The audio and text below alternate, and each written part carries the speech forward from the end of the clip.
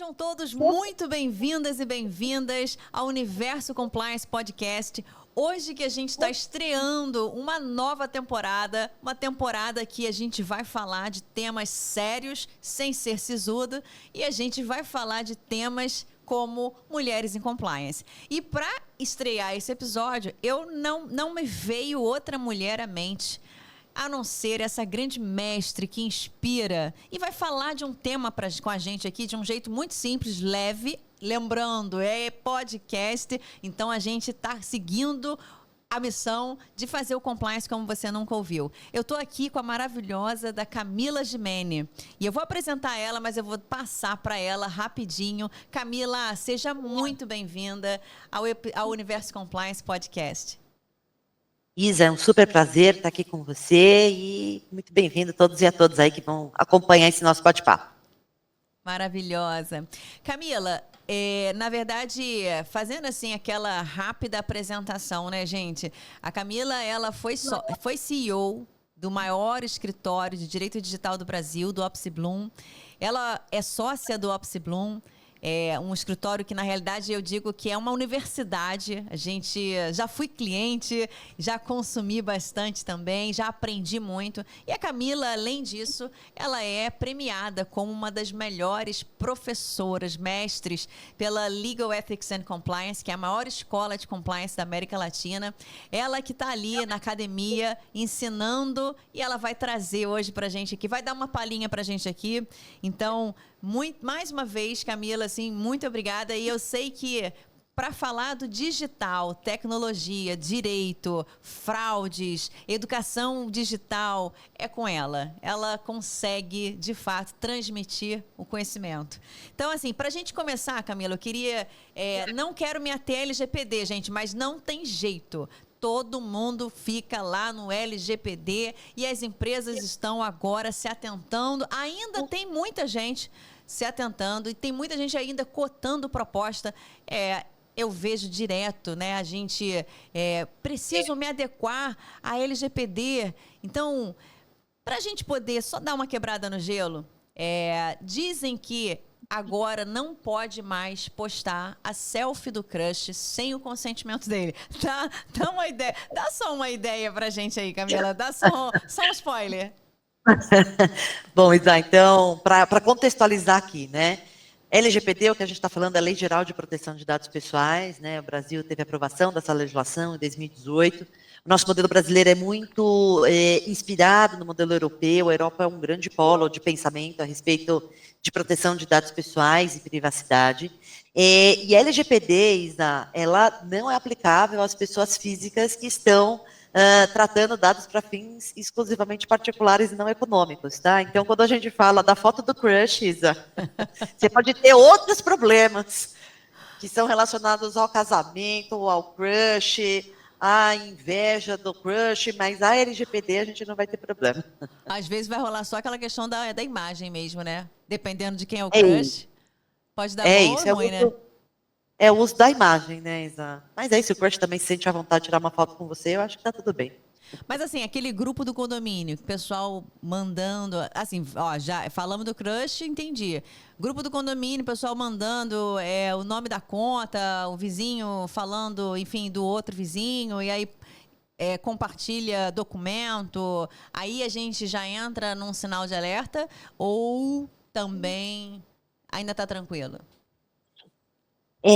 Eu acho que a gente está falando para além de proteção de dados pessoais e privacidade, a gente está falando sobre educação digital, né? Uau. Sobre as pessoas estarem preparadas e capacitadas e entenderem como elas precisam se comportar de forma ética e segura nesse ambiente digital. Então, quando a gente fala sobre postar documentos, passar dados de outra pessoa e tal, a gente já está falando de um problema de educação digital, e a gente está falando de um problema de segurança da informação, né? Porque essas pessoas todas podem ser vítimas aí de fraudes, terem seus dados utilizados indevidamente. Quando a gente fala de Lei Geral de Proteção de Dados Pessoais, Isa, ela não é aplicável a pessoas físicas que estão tratando dados para fins exclusivamente particulares, tá? E não econômicos. Qual que é a diferença, Isa? Você é um médico, então você é uma pessoa física, mas você precisa tratar dados pessoais dos seus pacientes para um fim econômico, que é a prática da medicina. Então, aí a gente falaria em aplicação da lei. Nesses casos aqui, Isa, a gente iria mais para um lugar de violação de privacidade, não necessariamente violação de dados pessoais, LGPD, penalidades, multas da LGPD, mas a gente está falando de, eventualmente, uma indenização por dano moral, porque alguém revelou um dado seu que você não queria, ou que era num momento inadequado. Tá aí, Camila, você falou sobre educação digital. E aí vem à mente, assim, você falou educação digital, privacidade, aí falou da Lei Geral de Proteção de Dados Pessoais. Ou seja, tem uma sopa de letrinha, tem muita informação que se a gente não conseguir, se não tiver uma educação, aí eu vou me apegar na palavra, na expressão que você usou, educação digital. Primeiro eu queria entender o que é isso, o que é educação digital? É. A gente, Isa, estou falando a gente aqui, eu e você que viemos do século passado, né? Mas tem muita gente que eu acho que está ouvindo esse podcast que já é desse século. Para quem veio do século passado, como nós, né?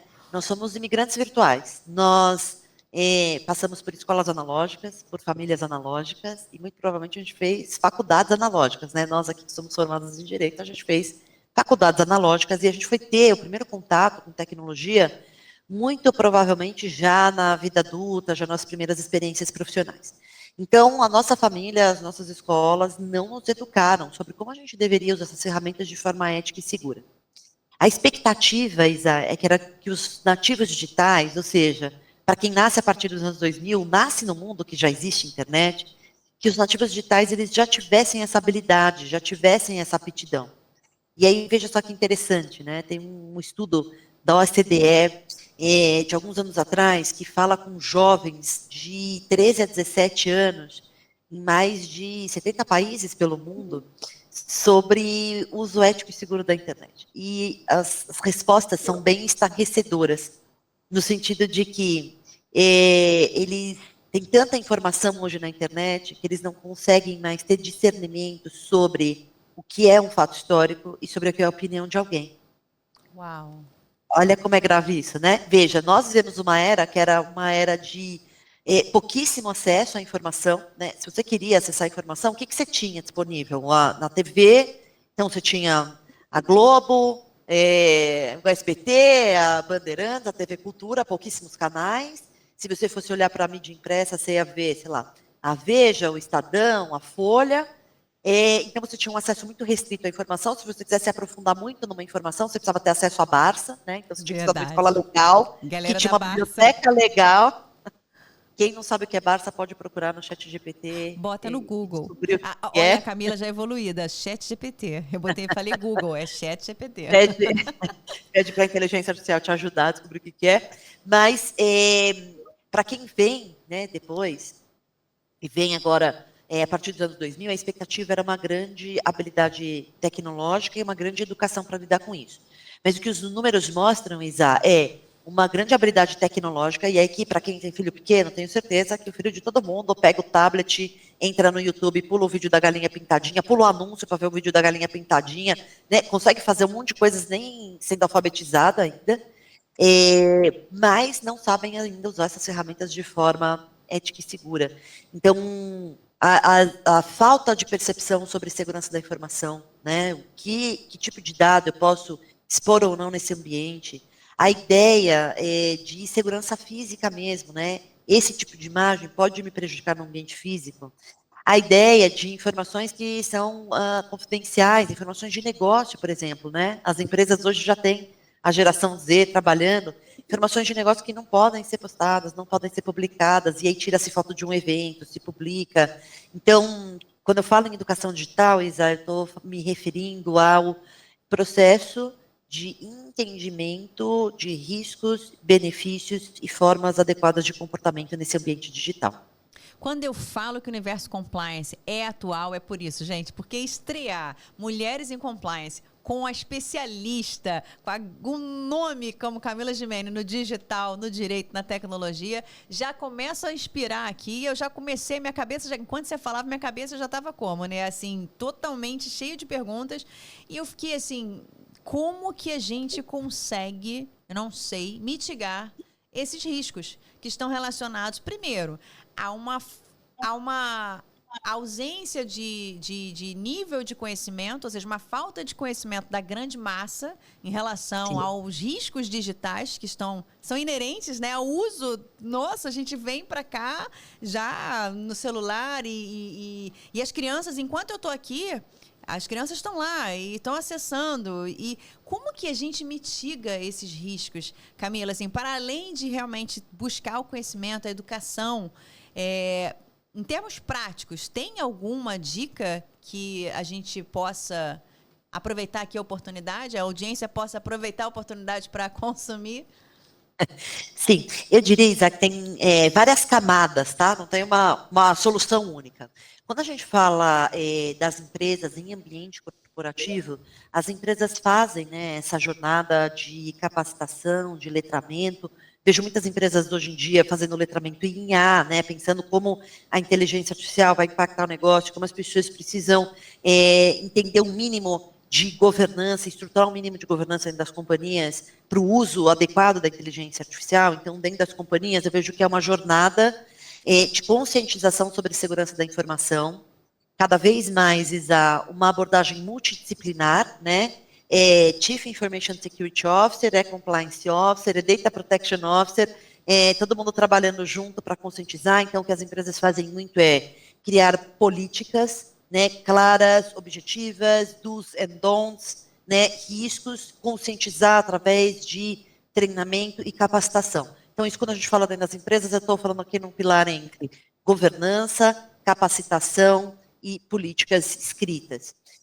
Quando a gente fala, olha para a educação, exato, você mencionou, né, as crianças estão lá e tal, já há algum tempo, o Marco Civil da Internet, né, traz a obrigação do Estado educar a população a respeito de educação digital, e também há legislação para as escolas também há algum tempo que precisam falar sobre bullying e cyberbullying com seus alunos, né? Então, também no aspecto da educação formal, tradicional, colégio, tanto Estado quanto escolas passam a ter essas obrigações legais de falar sobre isso, educar as pessoas a respeito disso. Mas eu diria, Isa, sobretudo, que a gente também precisa encarar, para quem domina, né, para quem tem essa literácia nesse ambiente digital, a gente também precisa assumir um pouco o papel de evangelizador, sabe? De falar com as pessoas sobre isso, de chamar atenção, né? Quantas vezes você viu alguma amiga, algum amigo que postou uma fotinho de um bebê tomando banho, e aí você precisa dar um toque, olha, isso pode cair em rede de pedofilia, né? Vamos evitar postar isso nesse ambiente público? Ah, não, mas a minha rede social, são as pessoas que eu gosto. Olha, mas será que numa rede social só existem as pessoas que você realmente confia? Será que esse é o canal? Será que não vale a pena você criar um grupo de WhatsApp e colocar só os seus familiares e lá você coloca esse tipo de fotografia? Então, é também, né, no dia a dia, trazer esses insights quando a gente percebe que algo não está caminhando para um bom lugar, né? Colocar em prática, né, Camila? Agora, você falou aí, pensando na questão do letramento, você falou duas posições que eu acho que a audiência pode ter dúvidas. E aí vou perguntar aqui. Você falou na figura do Chief Information Officer. E aí eu queria que você falasse quem é essa figura, quem costuma ser, e Data Protection Officer, ou encarregado de dados, como diz a lei aí brasileira. E aí queria que você dissesse também assim, quem normalmente é essa figura? Mas para a gente poder ajudar aí a se posicionar. Tá. Hoje, Isa, a gente fala que a gente vive num mundo de dados, né? E a gente vive numa sociedade data-driven. Quando a gente fala uma sociedade data-driven, o que a gente está falando? Uma sociedade direcionada por dados, em que poder público vai tomar melhores decisões de investimentos do dinheiro público olhando para dados, e empresas vão tomar decisões de negócio olhando para dados, né? Nós, na pessoa física, também tomamos decisões baseadas em dados, né, Isa? Eu tenho aqui um relógio inteligente que me aponta a quantidade de vezes que eu preciso levantar da minha cadeira, senão eu passo o dia todo na frente do meu computador e meu relógio fala agora você precisa levantar. E aí eu tomo a decisão de levantar, porque eu estou tendo um input de dado que você passou X horas sentado, isso não é bom para a sua saúde, agora você precisa se levantar. Então, cada vez mais, com a tecnologia, a gente passa a ter a capacidade de coletar, tratar e compilar dados a respeito de tudo, né? E a partir desses dados tratados e processados, a gente começa a tomar decisões de negócio, decisões de política pública, decisões sobre sua vida pessoal.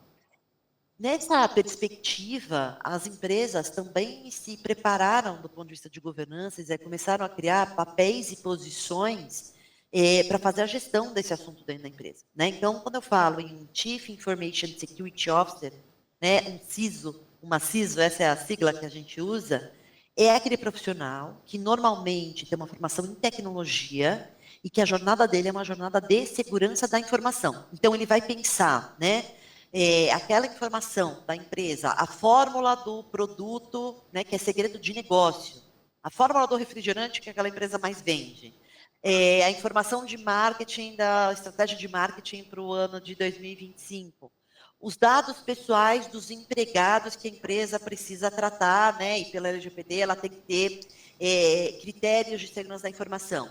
Então, esse profissional, ele vai ter esse olhar sobre a proteção, a segurança da informação dentro da companhia. Então, o olhar dele isso está num ambiente, do ponto de vista tecnológico, seguro. A gente tem antivírus, a gente tem firewall, a gente tem todas as configurações aqui tecnológicas para fazer isso. A gente tem hardware e software para fazer isso. E, normalmente, esse profissional, ele está olhando para as normas técnicas ISO, tá? A gente tem vários frameworks de segurança da informação no mundo. NIST é um deles, ISO é um deles. Mas, basicamente, são normas técnicas que mundialmente se estabelece que aquele é o melhor requisito de gestão, de padrão para a gestão de segurança da informação. Então, provavelmente, esse profissional, ele vai olhar para essa parte de tecnologia, hardware, software, a respeito de segurança da informação, ele vai escrever uma política de segurança da informação, né? Ele vai treinar as pessoas da empresa sobre, olha, quanto tempo você precisa trocar sua senha, se você manda lá um documento na impressora, né? Hoje em dia é raro, mas hoje em dia a gente manda alguma coisa na impressora, que você precisa pegar o documento na impressora porque pode vazar, que você não pode falar. Hoje em dia, a gente já não fala mais em home office, né? A gente fala em anywhere office, qualquer lugar do Anywhere office. escritório, né? Você não pode falar coisas confidenciais numa reunião de trabalho, que você está no aeroporto e tem outras pessoas ouvindo. Então, essa profissional, vai fazer esse recorte de segurança da informação. Quando eu falo em Data Protection Officer, Isa, eu estou usando um termo que não está na nossa lei brasileira, tá? A nossa lei usa o termo encarregado. Esse termo, Data Protection Officer, vem da legislação europeia, é o termo que mais se usa no mundo. Aqui no Brasil a gente chama de DPO, né? É o jeito que a gente mais se acostuma a ouvir esse termo. E aqui é um profissional de compliance que está olhando para quê? Está olhando para a privacidade, está olhando para a proteção de dados pessoais. Então, o que ele vai olhar? Olha, nós vamos desenvolver um novo produto aqui e a gente vai coletar os dados das pessoas e vamos embutir nesse produto e ele vai trazer esse resultado. Ele vai falar, opa, a gente precisa olhar para a privacidade desde a acepção desse produto, no design desse produto. Vamos aqui olhar para isso e entender se a gente está respeitando a regulamentação? Olha, talvez se a gente anonimizar esse dado, né, transformar esse dado, desconectar de uma pessoa física, não conseguir conectar um ser humano, a gente possa ter um produto que vai chegar no mesmo resultado para as pessoas, vai entregar o mesmo benefício para as pessoas, mas a gente vai proteger a privacidade. Vamos então tomar essa decisão de anonimização? Vamos fazer um contrato com o fornecedor que vai prover aqui uma ferramenta para a gente de background check? Legal. Ele vai analisar esse contrato e falar, poxa, quais são as cláusulas aqui de privacidade, de proteção de dados, quais são as exigências que eu preciso fazer para reconhecimento da legislação. Esse profissional, Isaac, também vai interagir com a NPD, Autoridade Nacional de Proteção de Dados Pessoais, que é o ente regulatório brasileiro que cuida desse assunto. Então, se algum consumidor, por exemplo, né, se a gente fala no modelo B2C, algum consumidor faz uma reclamação na NPD, é o DPO que vai receber essa reclamação e que vai explicar para a NPD o que aconteceu, que providências a empresa tomou. Então, este profissional vai estar olhando para esse guia de privacidade e o recorte dele está mais focado em leis de proteção de dados pessoais, seja LGPD, GDPR ou vários países aí que têm legislação a respeito disso. Então, esse daqui é um segundo recorte.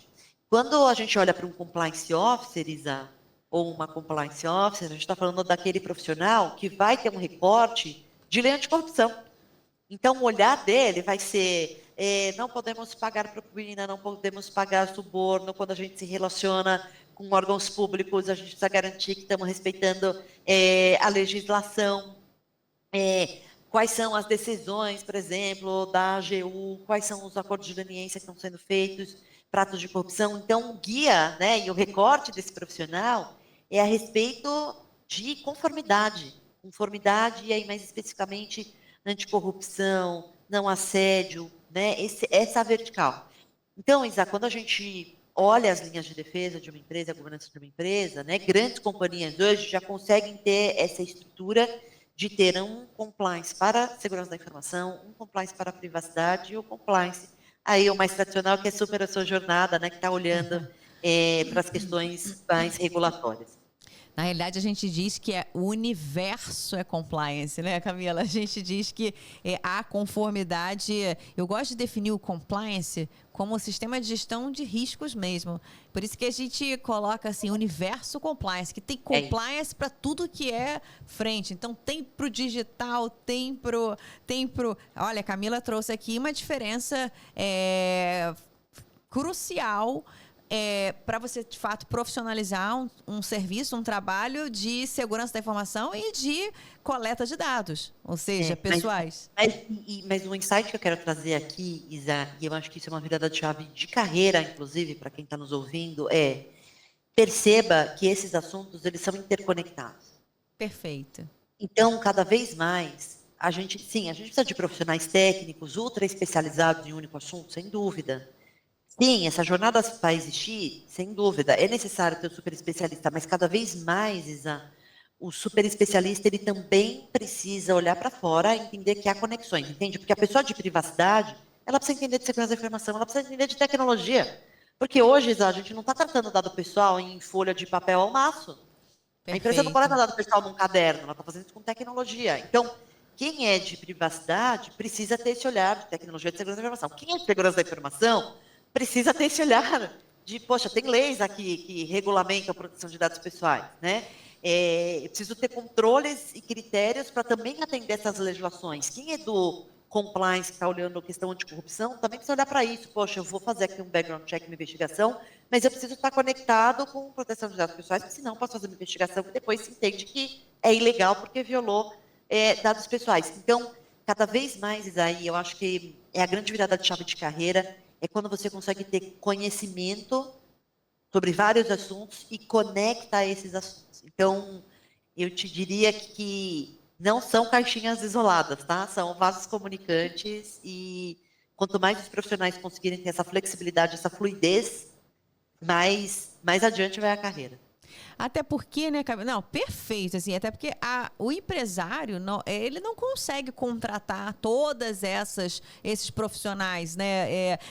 Obviamente, tudo vai depender muito do porte da empresa, do tamanho da empresa, mas o que a gente escuta bastante, às vezes, são essas dores dos empresários, ou seja, o mundo está tão especializado em tanta coisa que eu não consigo acompanhar a velocidade e eu não consigo colocar em prática tudo aquilo que eu tenho que estar compliance. Então, eu também trago empresários aqui para o Universo Compliance para a gente poder trocar, conhecer essas dores, mas muito importante isso que a Camila trouxe aqui para a gente, de que tem que estar integrado, né, Camila? Tem que integrar.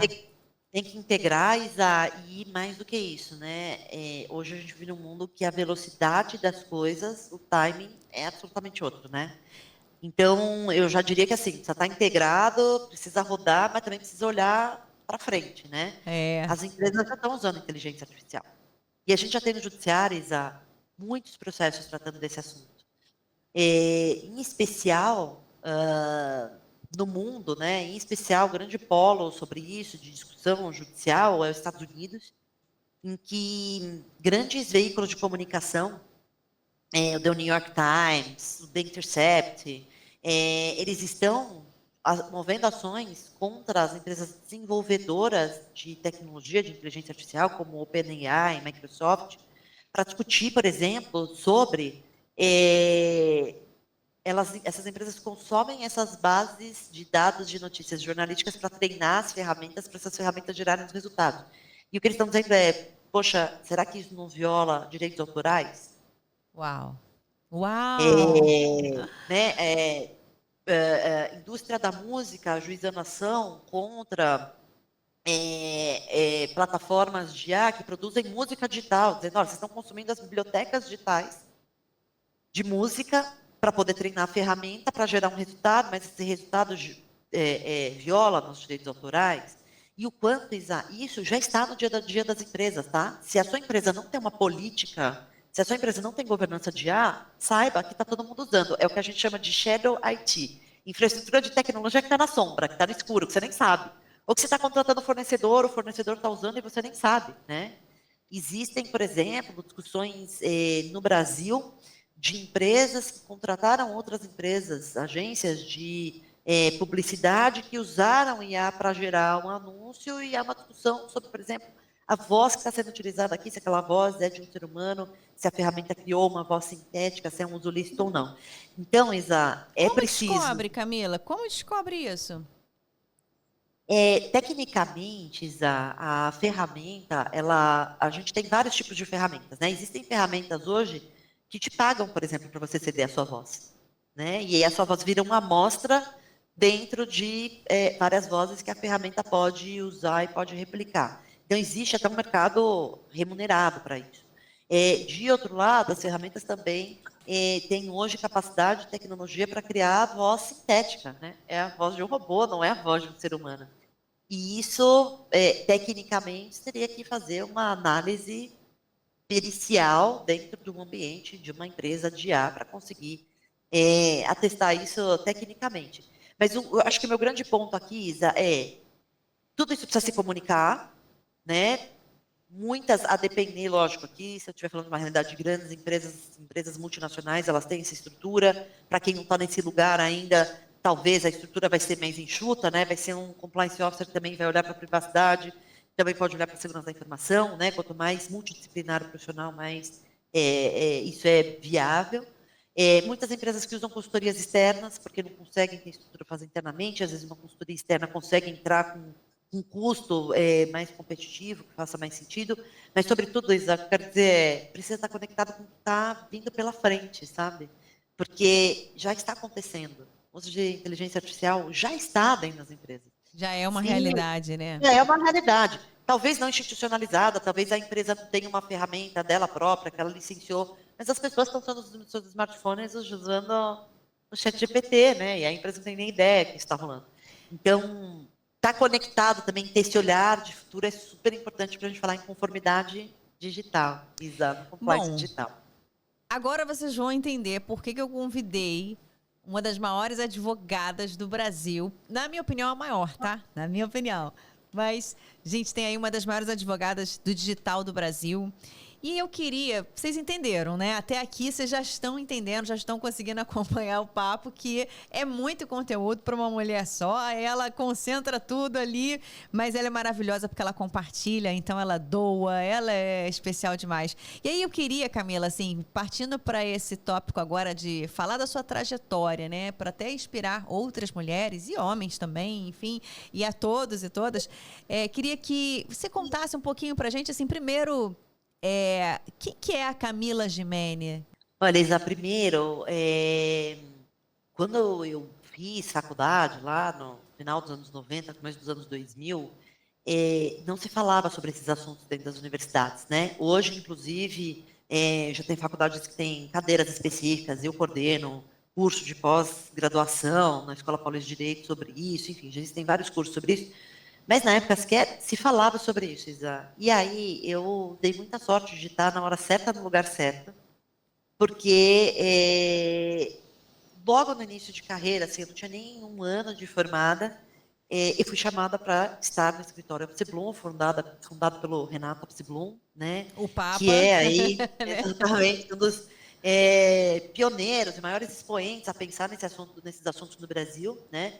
Ele funda o escritório em 97, que é justamente, Isaac, quando esse assunto começa a entrar em ebulição no mundo. As principais discussões, e é legal falar sobre isso, tem documentário no Netflix que vocês podem procurar, foram sobre o Napster. Também, para quem não tem idade para saber o que é o Napster, gente, eu vou falar que é o avô do Spotify. E aí, naquela época no mundo, né, o Metallica, banda de rock que faz sucesso até hoje, Metallica começou a ter as suas músicas divulgadas pelo Napster, né, que é aquela ferramenta de peer-to-peer, que a gente fala de ponto a ponto, que permitia que as pessoas fizessem downloads de música, uma dos computadores das outras, e Metallica falou, poxa, isso daqui eu acho que viola meus direitos autorais, e começou um processo nos Estados Unidos, foi um processo gigantesco, foi um super case, e eles conseguiram tirar o Metallica do ar. Também naquele momento, havia muita discussão sobre Deep Web, né? E um episódio também de um programador americano, um rapaz que era super preparado e tal, chamado Ross Ulbricht. Hoje ele está preso, condenado à prisão perpétua, mas ele resolveu fazer um marketplace de drogas na Deep Web. E o FBI começou a investigar e conseguiu identificá-lo, penalizou e tal. Mas, fato é, Isa, que esse assunto começou a entrar em ebulição no mundo. No Brasil, as principais discussões eram, primeiro, né, se o nosso Código Penal estava adequado para recepcionar os crimes eletrônicos, porque o texto da lei não batia com o que acontecia no mundo digital, então começou, desde os anos 2000, a se fazer alterações no Código Penal para isso. E também, as primeiras discussões judiciais no Brasil, elas estavam relacionadas, não sei se você lembra do bug do milênio, Isa, mas também, para quem não tem idade aqui, gente, pode Laquinho, ó, procurar. Laquinho nem era nascido. Nem Laquinho era nascido. Não era. Não era.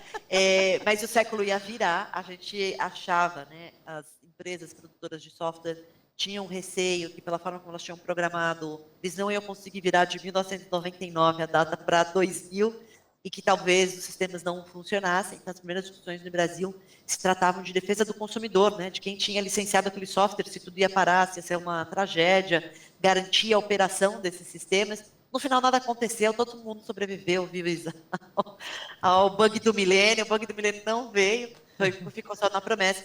Mas foi aí que o Renato, então, fundador do escritório, começou a pensar nessas coisas. E eu cheguei logo no comecinho, eu cheguei assim em 2004 no escritório, recém-formada, super júnior, não tinha ideia, né, de para onde ia a minha carreira.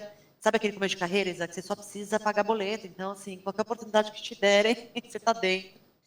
E logo nesse começo eu entendi que eu estava no lugar certo e na hora certa, porque eu entendi, eu tive a percepção de que esse assunto, lá no começo dos anos 2000, era o assunto do futuro.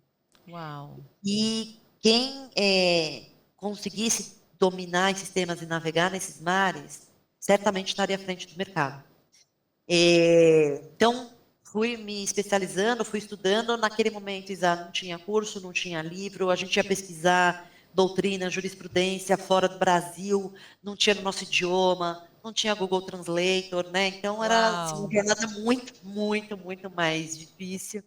E aí a gente começou a trabalhar em processos, em casos, em contratos que envolviam tecnologia. E aí já se foram 20 e tantos anos, né, Isa? Então, eu tenho orgulho de dizer que eu participei de muitos assuntos, eu participei da construção da jurisprudência no Brasil sobre temas de tecnologia, né? E aí, naturalmente, a lei foi evoluindo. Então, a gente fez várias alterações no Código Penal para prever crimes digitais. Depois veio o Marco Civil da Internet, lei de 2014, que regulamentos da internet. Aqui, ó, já vou recomendar um documentário. Já falei do Metallica, tem um documentário, né, no Netflix sobre isso. Tem um documentário muito legal chamado Privacidade Hackeada. É um documentário americano, Uau, muito bom. mas ele conta um pouco sobre o nascimento do Marco Civil da Internet no Brasil, porque ele faz esse olhar de mundo, e aí a gente entende por que isso começou a ser regulamentado no Brasil. Depois vem a Lei Geral de Proteção de Dados Pessoais, agora a gente já está discutindo projetos de lei sobre inteligência artificial. Então, o tempo todo, esses assuntos estão em evolução. E eu diria que a minha grande paixão de trabalhar com esse assunto é que, mesmo trabalhando há mais de 20 anos no mesmo lugar, todo dia eu trabalho num lugar novo. Todo dia eu preciso aprender uma coisa nova, preciso estudar uma tecnologia nova, preciso aprender uma nova lei que está saindo. De então, tédio não morre, né? De tédio não morre. Não morre. Agora, então, Camila, é muito emocionante. Fala pra gente, aproveitando que a gente está aí na temporada, na estreia da temporada Mulheres em Compliance, e aqui a gente está com um olhar atento para o digital, né? Assim, com essa escutativa para todas as informações que você está compartilhando. Conta pra gente o seu principal desafio como mulher nesse universo da tecnologia. Ou seja, existe algum desafio e qual foi o principal? Ou quais são, né? Outro dia eu ouvi que dos meus sócios que era uma pessoa muito corajosa. Eu realmente acho que foi muito corajosa, porque eu escolhi duas coisas muito difíceis. A primeira coisa muito difícil eu escolhi trabalhar em escritório de advocacia, né? E escritório de advocacia no Brasil, eles não têm ainda o mesmo nível de maturidade a respeito de diversidade que as empresas têm, né? Porque grandes empresas tem seus programas de compliance sobre diversidade super formatados, tem que apresentar números, tem que apresentar número para CVM, tem que apresentar resultado financeiro, remuneração, para dizer que homens e mulheres estão sendo remunerados igualmente, tal, e escritórios de advocacia, isso ainda não é uma realidade, né, tirando poucos grandes escritórios no Brasil. Então, eu escolhi uma jornada de escritório de advocacia que já não era um espaço em que as mulheres conseguiam muito chegar ao topo, né, chegarem à sociedade, chegar nos cargos maiores, e ainda por cima eu escolhi uma matéria de tecnologia na qual a grande maioria dos profissionais são homens, né? A gente começa a ver uma jornada de mudança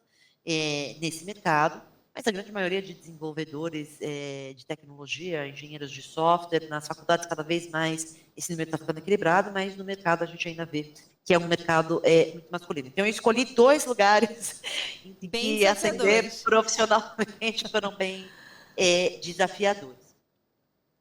Os desafios, Isa, não sei quanto tempo dura esse podcast. Não, vamos embora, a gente vai falando. Quantos desafios? A gente pode ficar aqui dias gravando podcast. Compartilha um. Para a gente deixar aquele episódio que a gente fala assim, os 5 principais desafios, para deixar a galera até o final. Ela vai falar o 5º lá no final. Segura a audiência. Mas eu diria que o maior deles, Isa, ele está dentro da gente. Porque eu acho que muitas vezes a gente, como mulher, a síndrome da impostora nos assola, né? E a gente sempre acha que a gente está atrás, que a gente não sabe tanto, que a gente não consegue tanto, que aquele resultado não é nosso e tal. E aí eu acho que quando você muda esse mindset, você consegue começar a enfrentar todos os outros desafios que virão, mas eu diria que principalmente a mudança de dentro para fora. Eu estava lendo outro dia uma matéria da Business Harvard Review falando de mulheres em conselhos de empresas, né? E falando que era muito difícil fazer essa pesquisa, né, de quantas mulheres melhoravam a performance dos conselhos das empresas, porque as reuniões de conselho eram confidenciais, né, não tinha uma forma de medir e tal. Mas eles começaram a falar com executivos que falavam dos conselhos, que participavam dos conselhos. E o grande resultado dessa pesquisa era assim, primeiro, para as mulheres, é tão difícil fazer uma jornada para conseguir sentar numa cadeira de conselho, que elas estão muito preparadas para fazer o trabalho. Uau. Então, elas leram os relatórios, elas leram todos os documentos, elas vêm para a conversa, para fazer todas as perguntas difíceis, para ajudar a empresa a tomar a melhor decisão. Então, assim, elas se preparam mais além do que o necessário para sentir o valor da onde elas estão sentadas, né? Meio para honrar onde elas conseguiram chegar. E aí, Isa, uma coisa que me virou a chave depois que eu li essa matéria é que eu achava que eu precisava estar muito mais preparada que os meus pares homens. Então, eu lia muito mais, eu estudava muito mais. Eu ia para uma reunião, eu ligava para o perito que trabalhava no caso e fazia 1000 perguntas, e pergunta de novo, e pergunta de outro jeito, né, ficava nessa jornada de estar muito preparada para estar à mesa. E eu achava, Isaac, que isso era necessário porque eu era mais fraca. E depois eu descobri que essa era a minha fortaleza, que era o contrário, que os clientes queriam que eu estivesse na mesa, porque eu estava sempre muito mais preparada para lidar com aquele assunto, resolver aquele problema, cuidar daquele determinado processo. Então, quando a gente muda a dinâmica e entende que não é fraqueza, é nossa fortaleza, né, e começar a explorar essa fortaleza, Isa, eu acho que faz toda a diferença na nossa jornada. Então, eu diria que o meu principal desafio não era o de fora para dentro, mas era o de dentro para fora. Maravilhoso, Camila. Além disso, ela ainda é psicóloga, gente. Ela ainda dá uma aula pra gente de confiança, né? Autoconfiança e saber que, de fato, as mulheres, elas precisam cada vez mais saber que elas podem, e é de dentro para fora mesmo. Acho que eu cresci no ambiente predominantemente masculino, há tempo que fui do ambiente público, nuclear, defesa, então são ambientes predominantemente masculinos. E eu sempre fui muito ousada.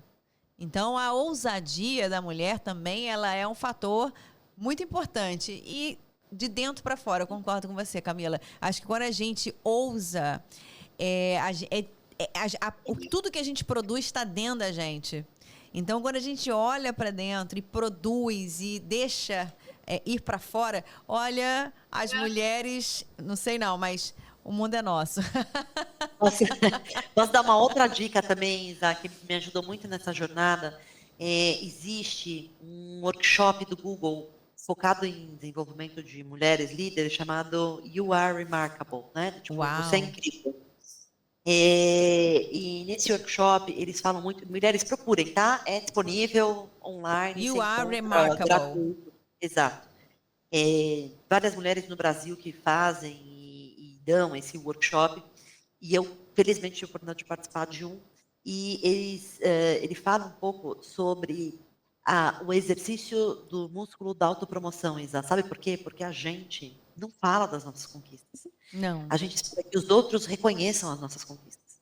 Os outros falam, não, ó, foi ela que fez, foi ela que entregou. Né? Isa, se alguém chega para você e fala, Isa, que blusa bonita que você está hoje, é muito provável que você fale, nossa, comprei essa blusa na promoção. Ao invés de falar, Isso. realmente, eu estou maravilhosa. Olha, realmente, essa blusa me caiu muito bem.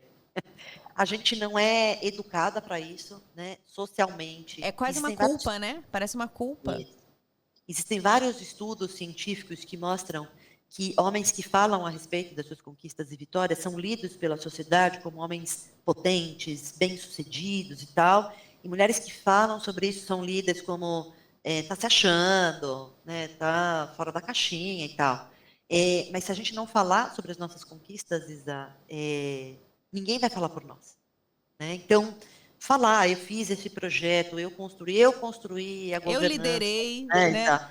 Eu construí a governança de compliance digital na empresa tal, eu liderei a estratégia do processo tal.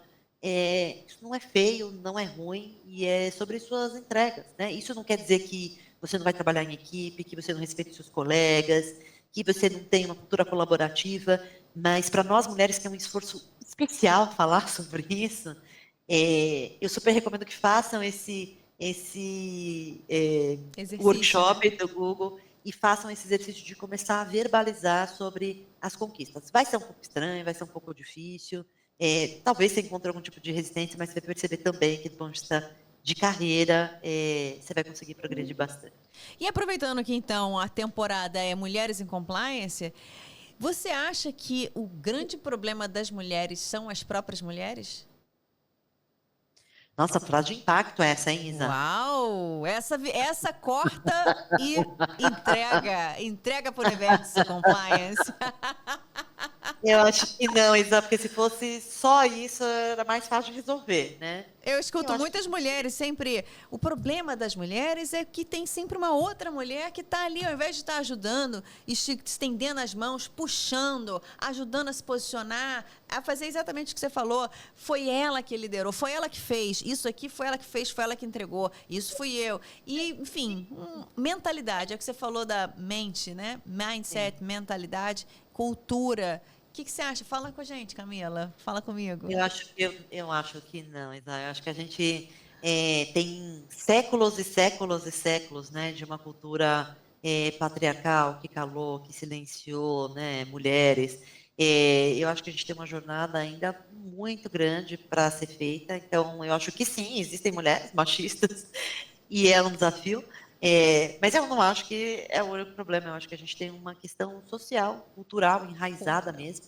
E é nosso papel, inclusive, falar sobre isso. E que bom que a gente pode falar sobre isso hoje em dia, né? Porque há 20 anos atrás a gente não podia falar sobre isso, né, Isa? A Ainda gente ia cada um estamos para sua aqui, né? casa, Ainda estamos chorava, aqui. sofria, voltava lá no dia seguinte, passava o batom, no dia seguinte estava lá.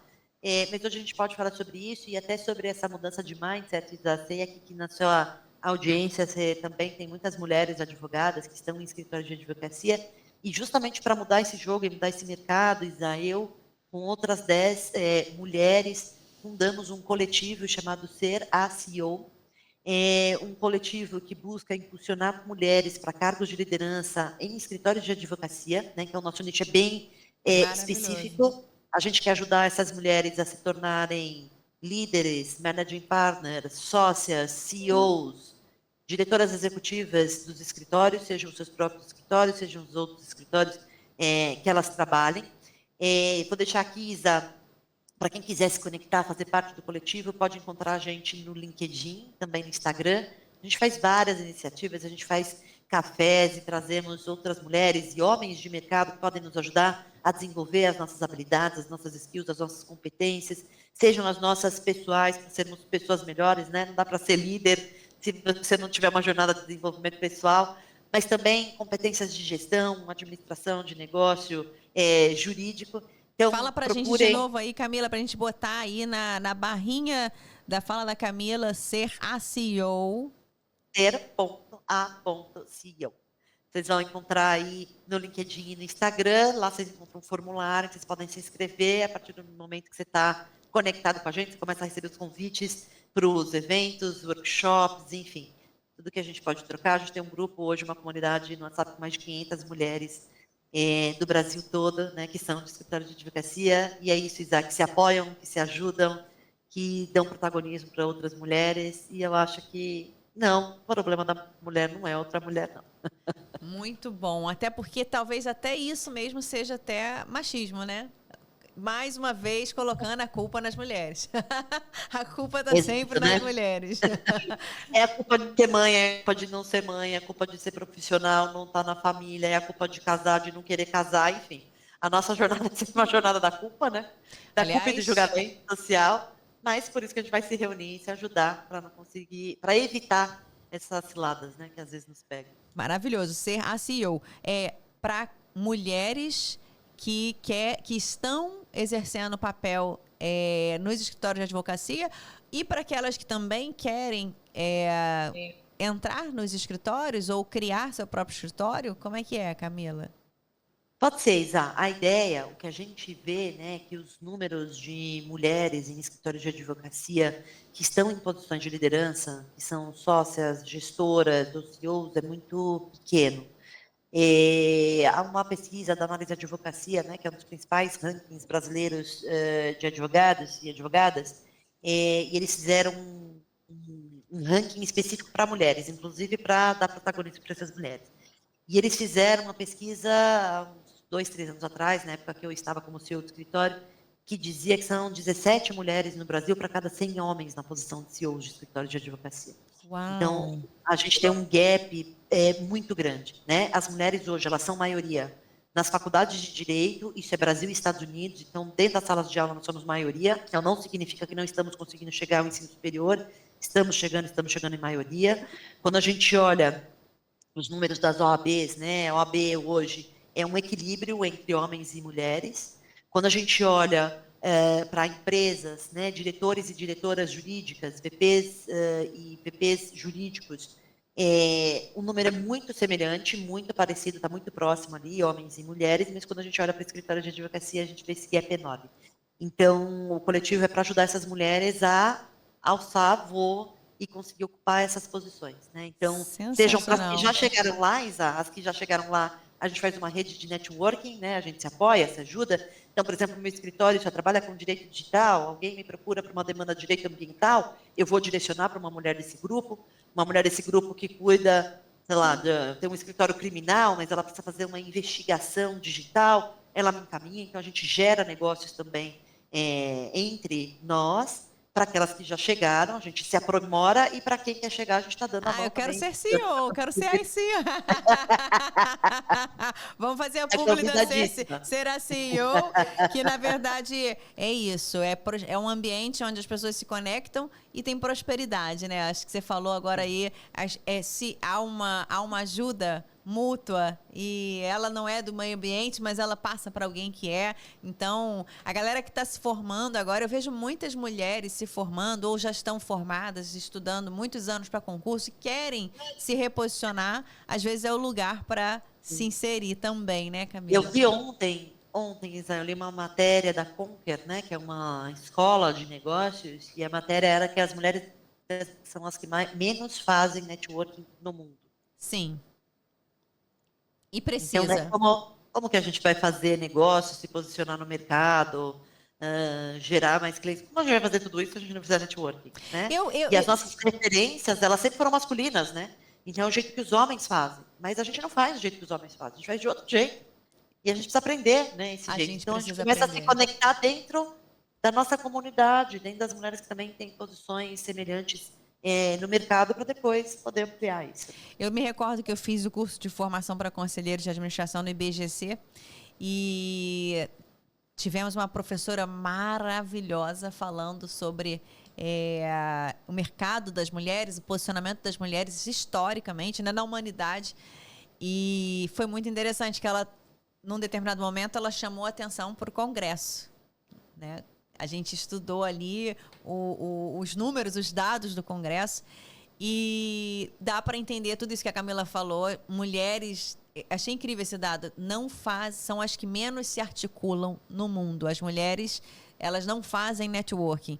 E aí você começa a ver uma mudança, porque como elas não fazem networking, ou seja, elas não se articulam, elas não estão atuando em grupos de debate, né, de ideias, de posições, de fato, dá para entender por que o Congresso só tem um número muito baixo de mulheres se candidatando, né? Ou seja, as mulheres acabam não se candidatando ou se candidatam, e aí quando eleitas, elas de fato têm muitos desafios, muitas dificuldades, algumas tive a oportunidade até de conversar. Aliás, esse é um tema que, já que a gente está falando de articulação, eu vou criar uma temporada só sobre lobby.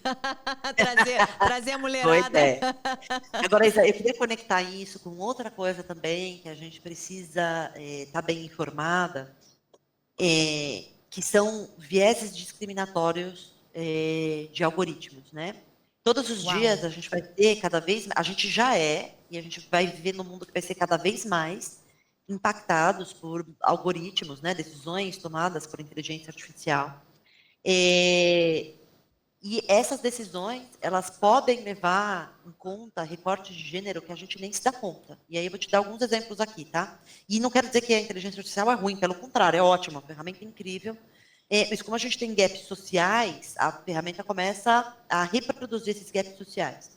Teve um case muito interessante, que era de um cartão de crédito, né? Uma Big Tech, foi a Apple, ela resolveu disponibilizar cartão de crédito para alguns dos seus clientes, inclusive para um dos caras que foi um dos fundadores, né, da empresa.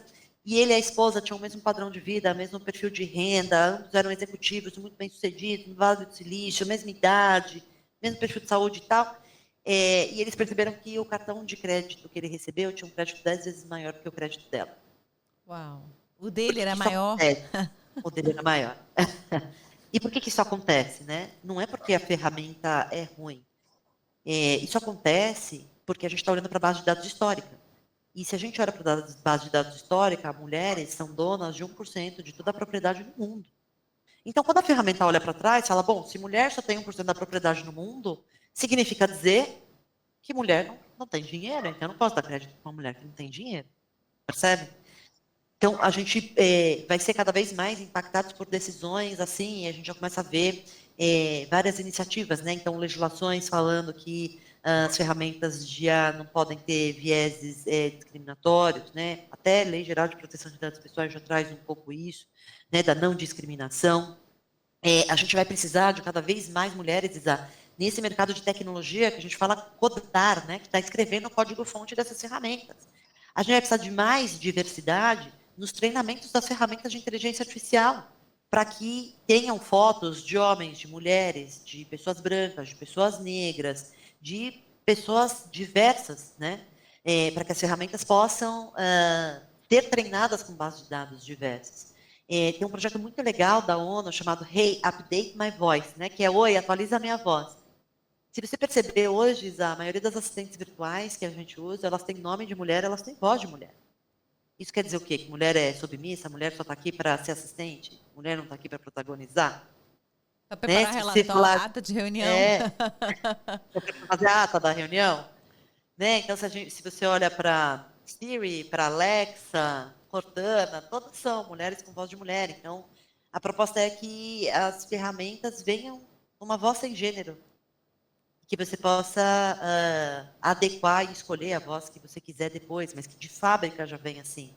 É interessantíssimo ver as assistentes virtuais de algumas entidades. O Bradesco, por exemplo, tem uma assistente virtual, que é a Bia, que é bem famosa. A Bia é famosa. Eles publicaram alguns relatórios de violência contra a ferramenta de inteligência artificial que simula ser uma mulher, né? de pessoas que dizem ofensas e tal, e que a ferramenta tem que começar a ser preparada para falar, olha, isso eu não vou responder, isso é uma violência contra uma mulher virtual, contra uma mulher física.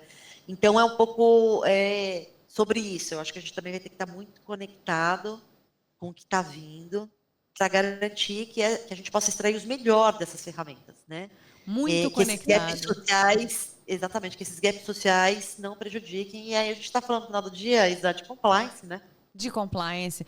E se, vamos aqui, eu ia falar se a LGPD fosse um emoji, mas a gente está falando de tanta coisa, é um tema tão rico, realmente só o letramento para a gente conseguir nivelar esse conhecimento, ter a simetria de informação para algo que é vital na vida do ser humano, né? Ou seja, não é algo que você diz assim, eu não vou usar isso. Não, a gente usa isso o tempo todo, 24 horas, e a gente, por ignorância, realmente acaba falando coisas ou fazendo coisas por falta de conhecimento, às vezes mesmo, né? A sociedade da informação, Isa, é maravilhosa. E aqui eu quero dar um exemplo, tá? Para materializar. Eu gosto muito de usar o termo, Isa, aterrissar o avião. Para não ficar Aterriza o uma coisa muito avião. séria, Vamos eu pousar. gosto de vou aterrissar o avião. Existem. Pierre Levy é um sociólogo francês que fala muito sobre os impactos da tecnologia na nossa vida, um cara visionário, já nos anos 90 ele falava sobre isso, e ele falava que a internet ia ser um lugar de inteligência coletiva. É muito maravilhoso isso, porque quer dizer que cada um vai compartilhar um pouco do seu dado, da sua informação, do seu conteúdo, para a gente se transformar como sociedade. E aí eu vou dar um pequeno exemplo de onde isso, por exemplo, pode acontecer.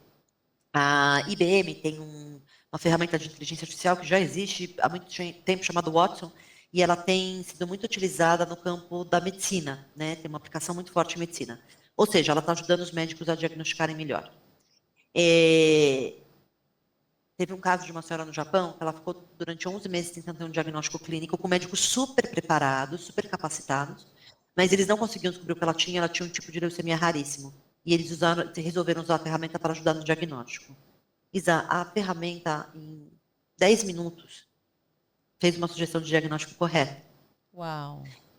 E por que a ferramenta consegue fazer isso? Né? Porque é uma grande capacidade de coletar várias informações de fontes diferentes. Então, pessoas que compartilharam seus diagnósticos clínicos que tinham aquela doença, os melhores hospitais do mundo, com os melhores protocolos de atendimento que compartilharam aquele tipo de protocolo, a pesquisa científica nas academias que faz a pesquisa científica de ponta, que compartilharam os resultados das suas pesquisas, de um modo, Isa, que nós, seres humanos, com o cérebro que a gente tem hoje, tá? Se a gente não virar Android, não pôr um chip no nosso cérebro, a gente não consegue processar esse volume gigantesco de informação, por mais preparado, estudado, capacitado que você seja. É um volume muito grande de dados. Então, a ferramenta consegue puxar tudo isso, encontrar correlações estatísticas e trazer uma informação de valor, que nesse caso é um diagnóstico. Isso é muito maravilhoso para a gente como sociedade. Isso é uma sociedade que é para onde a gente está ainda de inteligência coletiva.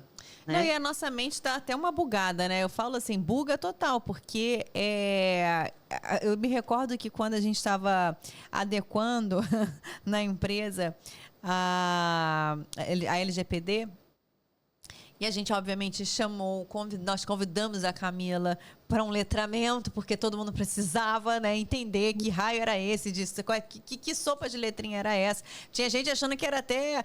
isso eu vou falar depois, não vou falar agora não. Mas eu me recordo que eu tinha uma advogada que trabalhava comigo, Rayane. Rai, um beijo, maravilhosa. Beijo, Rai.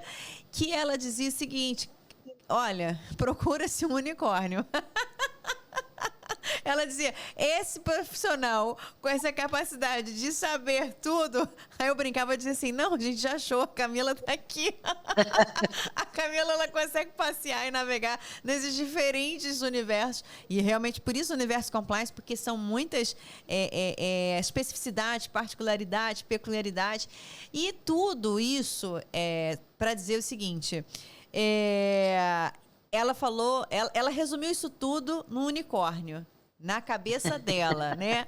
Aí eu queria perguntar para Camila, isso tudo que a gente está falando, se você fosse resumir num emojizinho, ou então numa figurinha, uma caricatura, seria o quê, Camila? Eu ia falar Frankenstein, não. Qual seria o seu emoji para isso tudo? Para isso tudo que a gente está falando aqui, esse universo inteiro? Tô com a Rai, é unicórnio. É unicórnio. Ah, ganhou unicórnio! Maravilhosa. É isso, gente. Então, assim, entender que É. no Google, vamos botar lá no breve, acho que os RH estão sofrendo porque não tem muito unicórnio para contratar, né? Disponível. Mas as pessoas estão fazendo essa missão, essa jornada de carreira, viu, Isa? Acabou de acontecer o SXSW, que é o maior evento de inovação do mundo, é um festival de inovação.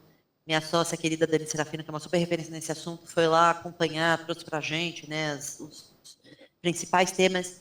E o que mais se falou foi sobre transformação de carreira, transformação de trabalho, sobre como as pessoas que conseguem conectar curiosidade, conhecimentos diferentes, ser um outro especialista no assunto, mas conhecer de outros assuntos também, como essa visão holística sobre as coisas é o que está transformando carreira e mercado de trabalho.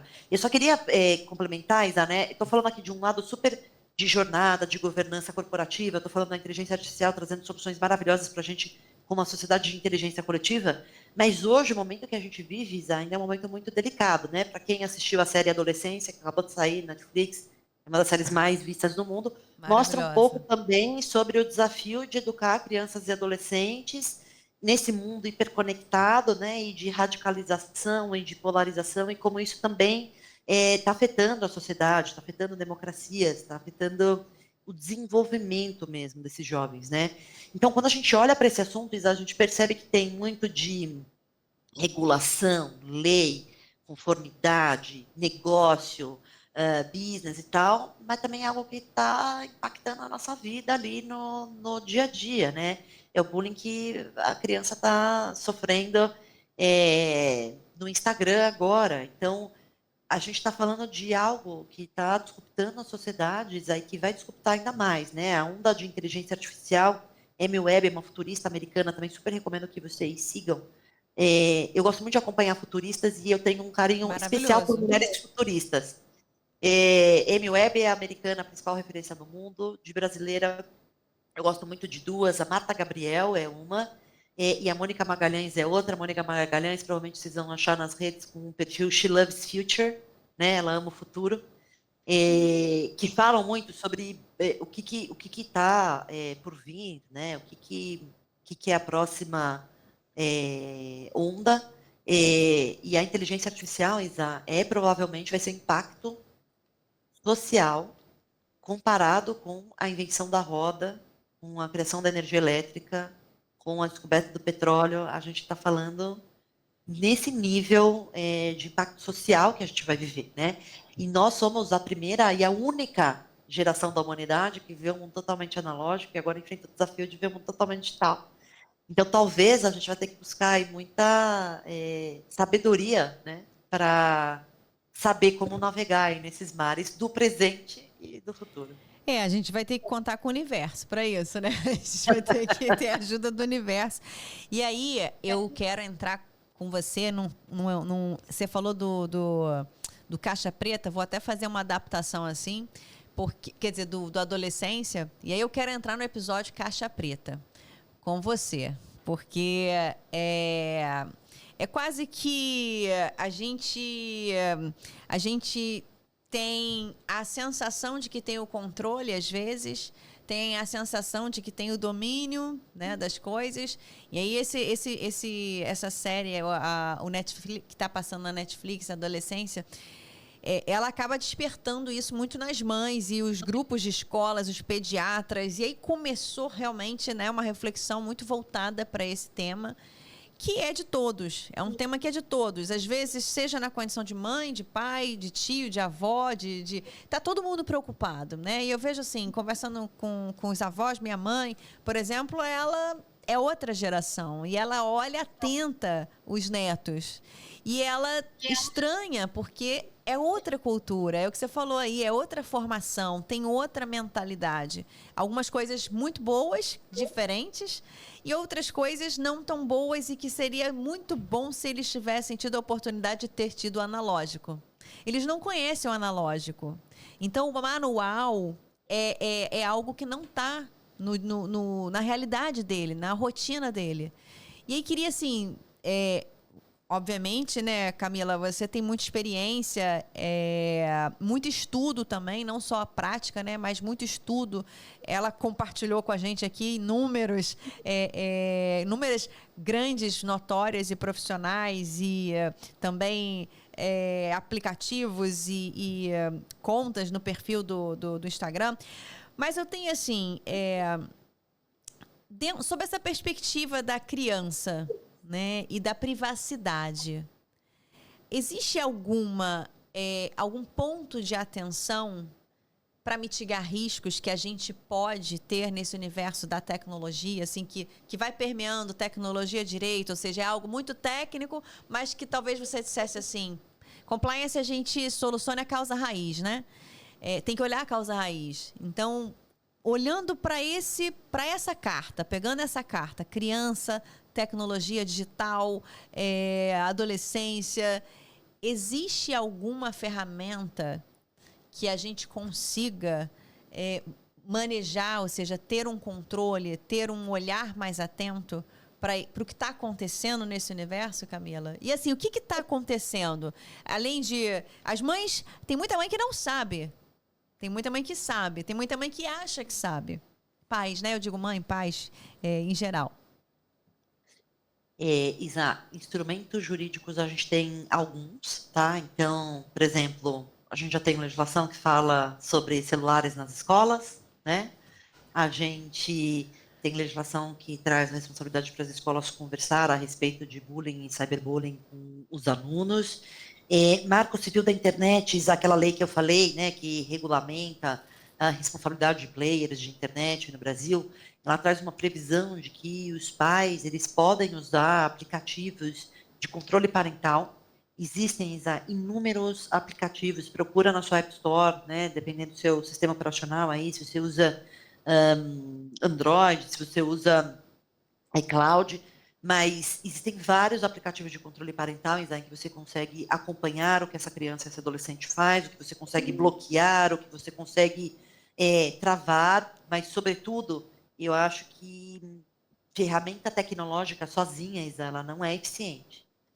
Então, acho que também tem uma jornada de conexão humana, porque a gente pode pôr tecnologia para controlar tudo, mas se Essa é não a houver melhor conexão tecnologia, né? humana, essa é uma tecnologia ancestral, né?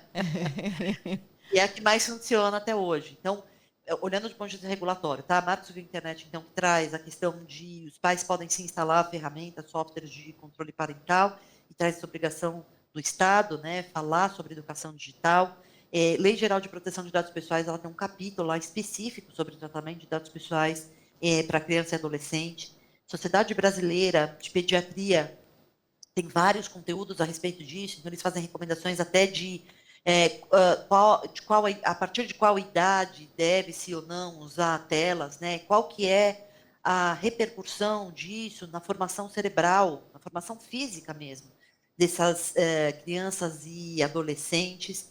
Eu vou recomendar aqui também minha sócia Alessandra Borelli, ela escreveu um livro recentemente a respeito das crianças e adolescentes e o comportamento nesse ambiente digital.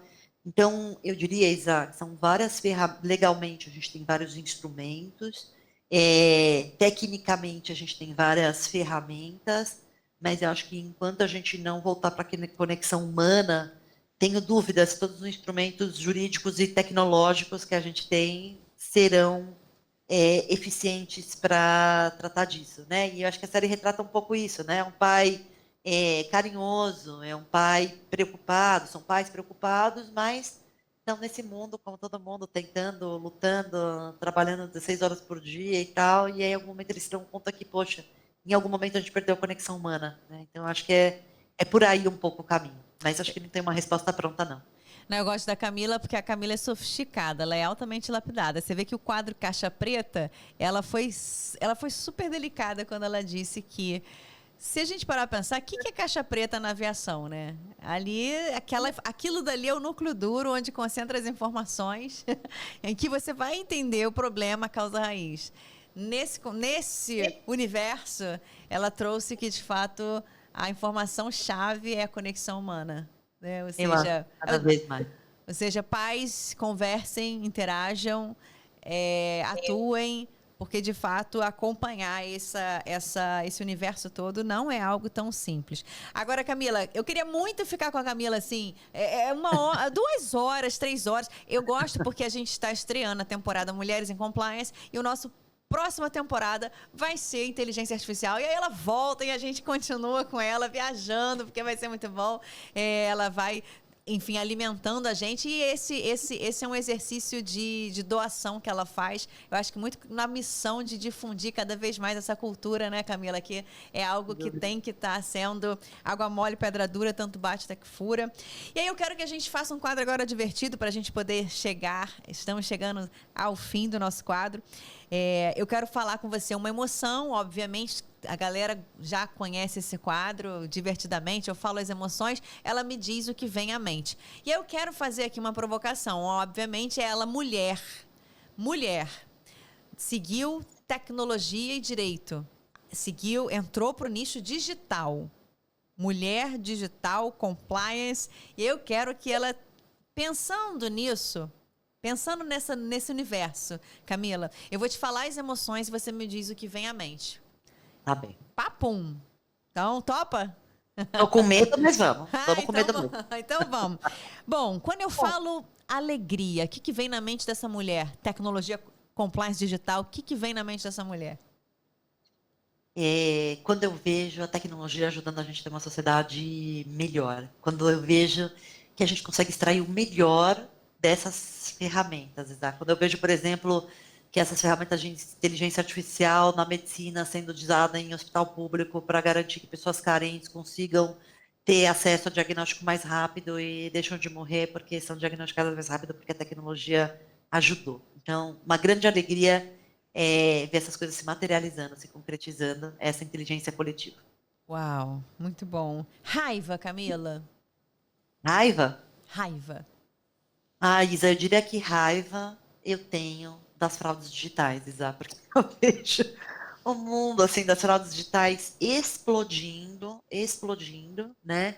Que vão desde as mais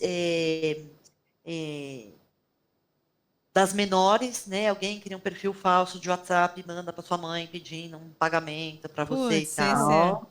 esse aí é Até, clássico. até ataques cibernéticos sofisticados em que empresas ficam indisponíveis, né? Ficam fora do ar porque sofreu um ataque cibernético.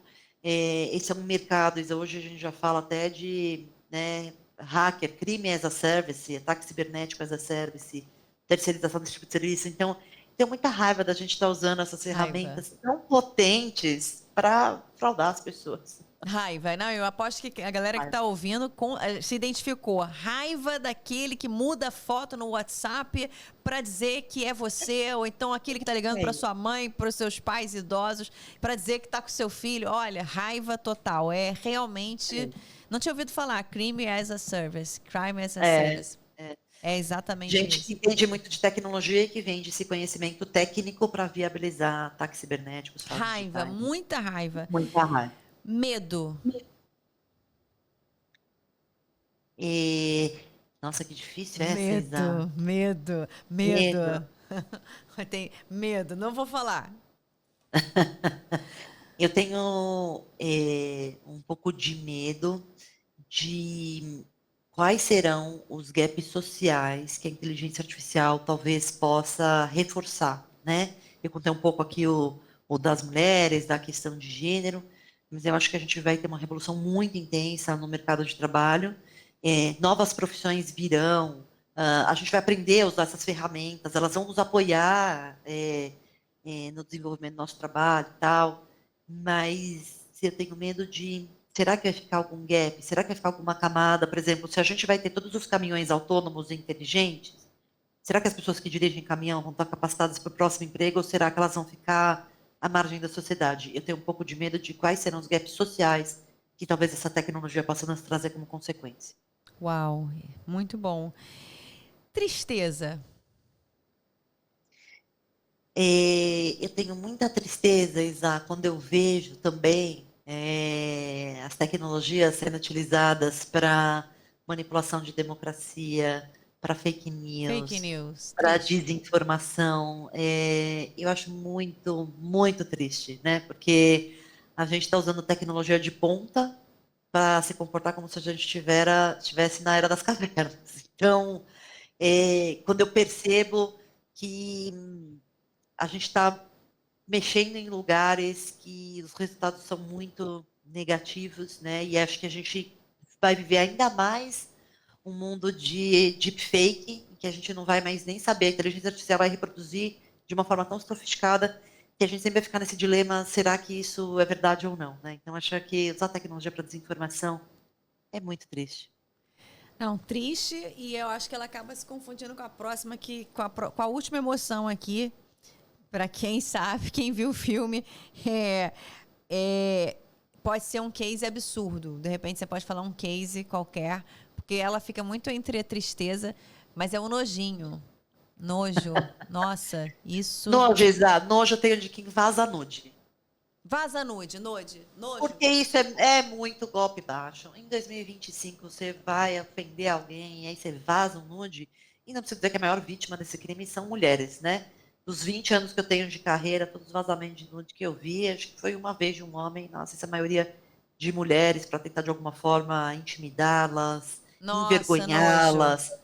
Então, isso Nojo. daí é nojinho, né? Nojo, nojo. E também tem essa prática do adolescentes, crianças, enfim, adultos, usando a imagem de pessoas reais com, enfim, coisas que não são muito apropriadas, Atos né? sexuais, Alterando, né? simulando, Alterando, simulando. usando o rosto da pessoa e aí coloca o corpo de uma mulher, o rosto de uma criança. Aliás, isso teve uma escola aqui no Rio de Janeiro que acabou tendo um problema grande com isso, mas isso também é algo que... Foram jovens, né? Esse caso do Rio eram jovens adolescentes que pegaram fotos de colegas de escola e com IA editaram as fotos para parecer que elas estavam nuas. Exato. Poxa, uma geração que tem tanta oportunidade, tanto talento, tanto acesso à informação, né, Isa, que a gente não teve.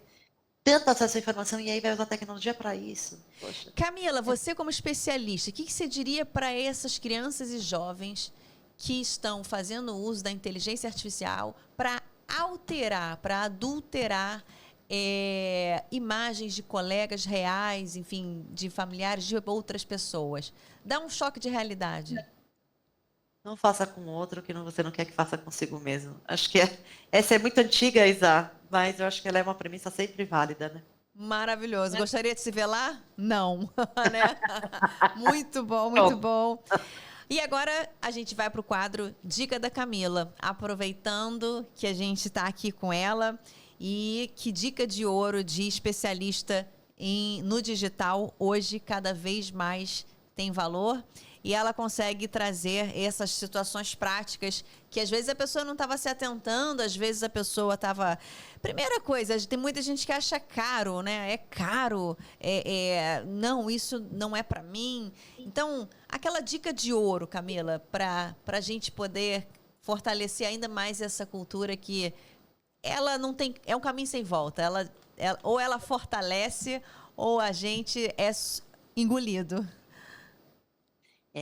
Eu acho que a dica de ouro aqui, Isa, você precisa estar aberto para absorver esse mundo novo.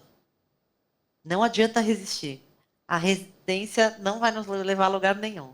Precisa estar aberto para isso, e aí, a partir do momento que você se permite estar aberto para isso, você vai conseguir se conectar com esses assuntos e desenvolver essa visão mais holística das coisas, né? Entender que tem um viés regulatório, um viés de negócio, um viés de tecnologia, né? A gente não tem as respostas prontas. A gente tem que estar aberto para fazer as perguntas difíceis, para conseguir formatar as respostas, porque as respostas serão novas. As respostas que a gente deu até aqui talvez não façam mais sentido para esse novo universo e a gente vai ter que se reconfigurar.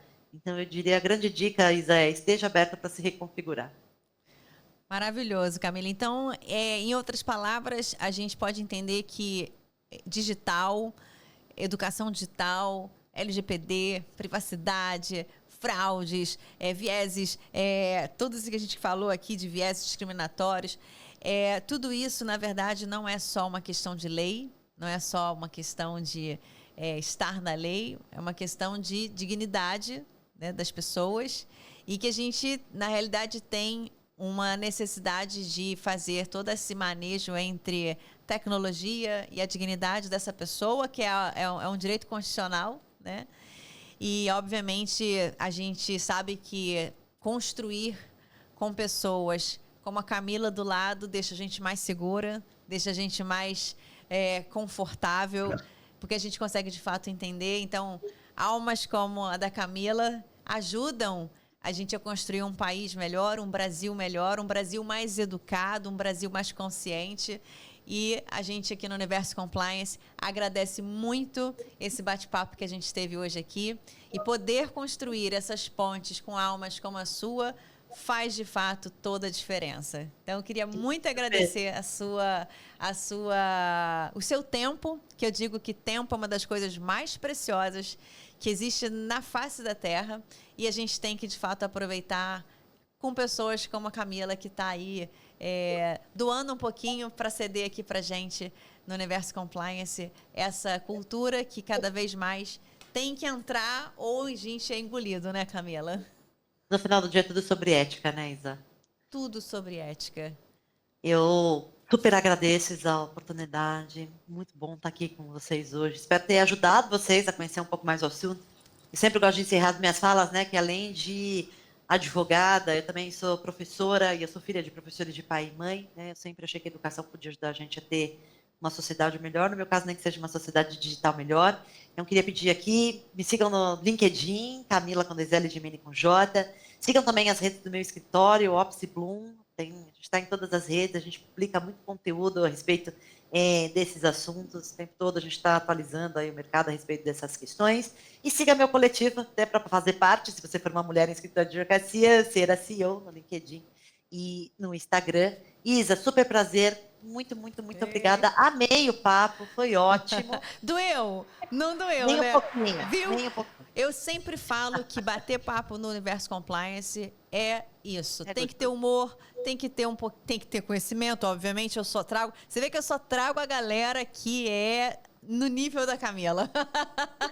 Então, muito obrigada mesmo, Camila. Assim, você sabe que eu sou sua fã e isso tudo que ela falou é mestre, grande mestre, maravilhosa. Fui aluna, fui cliente e sou amiga. Então, não tem preço ter Camila na minha vida. E a gente saber que cada vez mais a gente precisa de pessoas realmente como você para alimentar a nossa alma e fazer a gente ganhar mais confiança para lutar o bom combate, né? Muito obrigada, um beijo e sejamos resilientes. Amém. Oba! Obrigada, Camila. Beijo. Bom, Eu que agradeço. E você já sabe, o Universo Compliance voltou com as gravações. A gente estreia esse super episódio com a Camila Gimene, com a gente aqui no Mulheres em Compliance. E o próximo convidado acompanha a gente, vai lá no YouTube, não deixa de comentar, curtir, compartilhar, porque é assim que a gente consegue transformar. Um beijo, fica com a gente e acompanha os próximos episódios.